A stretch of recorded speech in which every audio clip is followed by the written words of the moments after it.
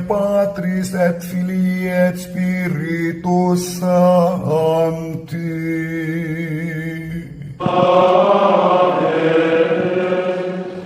Dominus vobiscum.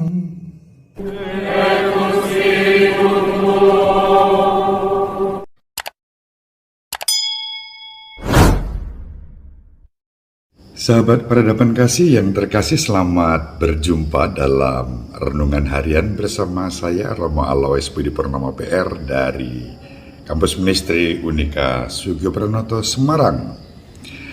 Hari ini kita akan bersama-sama merenungkan Injil Lukas bab 24 ayat 13 sampai 35. Bacaan ini kita baca pada hari Minggu Paskah sore. Perjalanan para murid yang pulang ke Emmaus dalam suasana mutung, dalam suasana kecewa karena Yesus yang diikuti ternyata mati di kayu salib. Dan dalam keadaan seperti itu, Yesus hadir, Yesus menemani mereka berdua. Bagusnya adalah bahwa di penghujung perjalanan sampai di Emmaus, ketika mereka sudah sampai di dekat rumah, dua murid Emmaus ini setelah dalam perjalanan diterangkan tentang kitab suci oleh Yesus yang membuka pikiran dan hati mereka sehingga mereka tetap berkobar-kobar ya, meskipun dalam keadaan mutung, dalam keadaan kecewa, dalam keadaan putus asa. Sabda yang diterangkan Yesus menghibur mereka.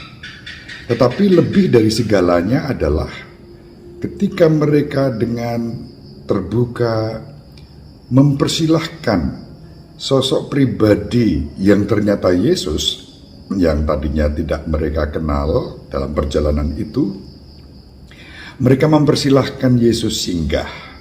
Mereka bilang, hari sudah malam, singgahlah, tinggallah bersama kami karena hari sudah malam. Ya, malam di sini bisa menggambarkan keadaan pikiran yang gelap, hati yang berduka, suasana rasa perasaan yang kecewa. Itulah malam. Ya, kalau kita meminjam Injil Yohanes, ya, malam itu tanda pergumulan. Syukur pada Allah, Yesus menerima tawaran mereka, dan pada saat itulah perjumpaan itu memuncak. Penyertaan Yesus diwujudkan dalam kenangan ekaristis. Ketika mereka masuk ke dalam rumah, mereka menghidangkan makanan, lalu Yesus mengambil roti, mengucap berkat, memecah-mecahkan roti itu dan memberikannya kepada mereka berdua, dan seketika itu juga terbukalah mata mereka mengenali bahwa ternyata yang selama ini berjalan bersama mereka dan menerangkan seluruh isi kitab suci tidak lain adalah Yesus sendiri. Tapi Yesus sudah lenyap dari pandangan mereka. Poinnya adalah, sahabat yang terkasih, bahwa di dalam Ekaristi saat roti dipecah-pecah, Yesus sungguh-sungguh hadir. Maka kita bisa bertanya pada diri sendiri, bagaimana kita dapat sungguh mengenali Yesus dalam Ekaristi? Apakah kehadirannya dalam Ekaristi sungguh-sungguh membuka mata kita akan kehadirannya yang nyata dalam hidup kita? Ataukah kita masih ragu-ragu? Yesus dalam sabdanya jelas, ya, tidak pakai perumpamaan, tidak pakai lambang. Yesus mengatakan, dagingku adalah benar-benar makanan dan darahku adalah benar-benar minuman. Ya.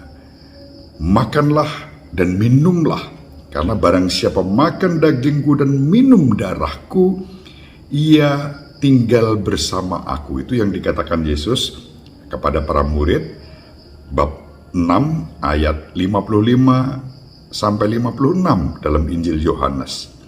Injil Yohanes bab 6 ayat 55 sampai 56, sabda Yesus tanpa tedeng aling-aling, tanpa simbol perumpamaan, tapi apa adanya.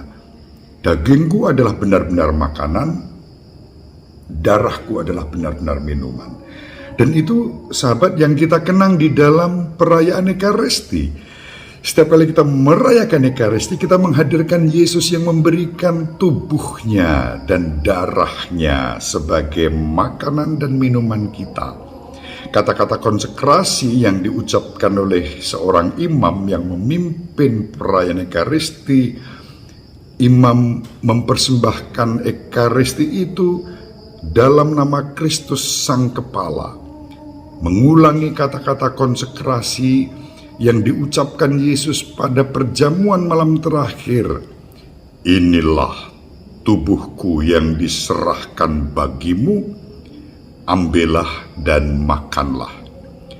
Lalu dengan piala yang berisi anggur dan air, Yesus bersabda, inilah piala darahku, darah perjanjian baru dan kekal yang ditumpahkan bagimu dan bagi semua orang demi pengampunan dosa.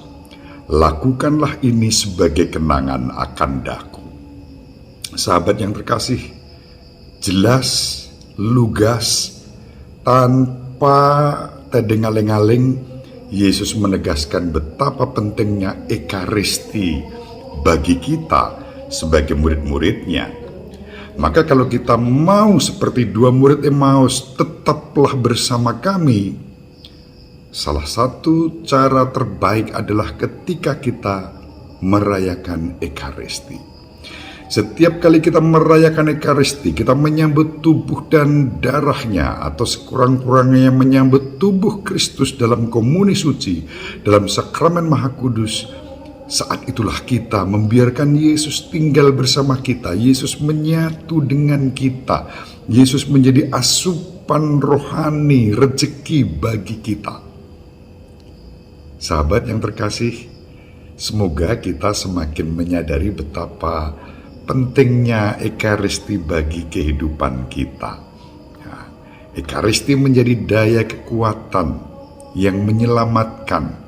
Setiap kali kita merayakan Ekaristi, kita berjumpa dengan Yesus yang memecah-mecahkan roti pada perjamuan malam terakhir untuk menebus dosa-dosa kita. Sahabat yang terkasih, selamat merayakan Ekaristi, juga bisa melanjutkan dengan adorasi Ekaristi di hadirat Yesus yang hadir dalam sakramen Maha Kudus. Pada saat itulah kita berjumpa dengan Yesus.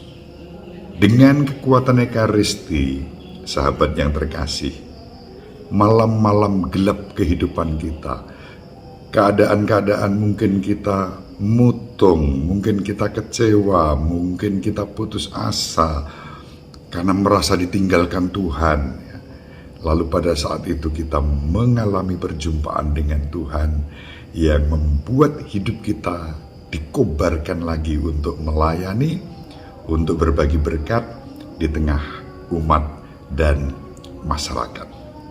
Semoga dengan perayaan Ekaristi yang setiap kali kita sambut, hidup kita juga diberkati, hidup kita dimurnikan kembali, hidup kita disucikan. Ekaristi yang kita terima meskipun juga secara virtual di masa pandemi ini, sungguh-sungguh mempunyai sacramental touch, sentuhan sakramental bagi kita. Yesus sungguh-sungguh hadir, Yesus sungguh-sungguh menyertai kita dalam roti dan anggur. Melalui konsekrasi, roti dan anggur itu diubah menjadi sungguh-sungguh tubuhnya, sungguh-sungguh darahnya yang menjadi makanan dan minuman rohani kita. Selamat merayakan Ekaristi, meskipun secara virtual.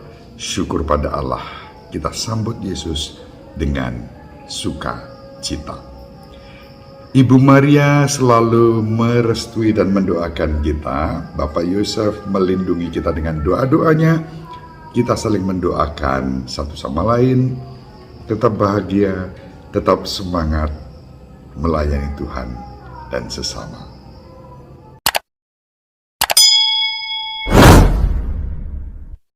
Semoga kita semua dan seluruh anggota keluarga kita dimanapun berada diberkati oleh Allah yang Maha Kuasa, Bapa dan Putra dan Roh Kudus. Amin. Terima kasih. Sahabat peradaban kasih yang terkasih, sampai jumpa pada episode berikutnya. Terima kasih atas kebersamaan kita. Salam peradaban kasih ekologis, berkah dalam